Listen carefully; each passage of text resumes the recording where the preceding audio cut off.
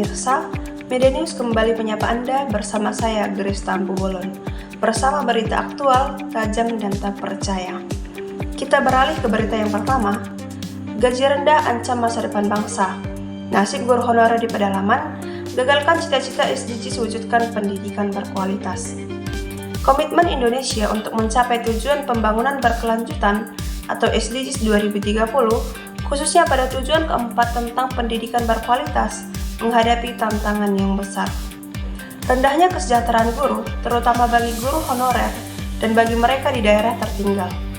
Realita pahit terpampang nyata, khususnya di daerah pedalaman dan tertinggal atau daerah 3T, di mana para pahlawan tanpa tanda jasa justru bergulat dengan beban ekonomi yang menghambat dedikasi mereka. Bagi guru-guru honorer di sekolah pedalaman, istilah pendidikan bermutu adalah sebuah kemewahan. Gaji yang diterima tidak lebih dari Rp500.000 dengan jangka waktu yang tidak menentu. Dengan penghasilan sejumlah tersebut, tentunya mereka sudah sangat tidak cukup untuk memenuhi kebutuhan guru, apalagi bagi mereka yang sudah berkeluarga. Prioritas mereka adalah mengajar, yang terkadang mengesampingkan kebutuhan pribadi agar siswa dapat sekolah dan memperoleh ilmu yang cukup. Ini bukanlah cerita tunggal, tetapi merepresentasikan puluhan ribu guru honorer di Indonesia yang menjadi tulang punggung pendidikan di garis terdepan. Namun, nasib mereka justru kini terpinggirkan. Kondisi ini menciptakan paradoks yang mengancam fondasi SDGs tentang bagaimana menciptakan pendidikan yang berkualitas jika guru tidak berada dalam kondisi yang berkualitas ataupun sejahtera. Nyatanya, justru guru-guru di pedalaman yang sering tertinggal.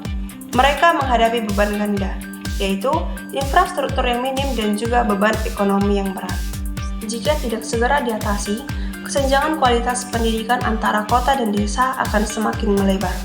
Profesi yang seharusnya mulia justru tidak mampu mengangkat mereka dari garis kemiskinan. Karena pekerjaan sebagai guru honorer belum memenuhi kriteria sebagai pekerjaan yang layak. Solusi jangka pendek dan jangka panjang harus berjalan beriringan.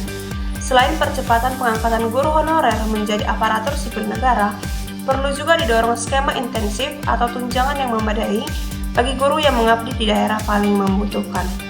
Masa depan pembangunan berkelanjutan ditentukan oleh kualitas sumber daya manusianya hari ini. Dan kualitas sumber daya manusia itu sangat bergantung pada kualitas guru yang mendidiknya. Demikian berita hari ini, sampai bertemu di berita selanjutnya.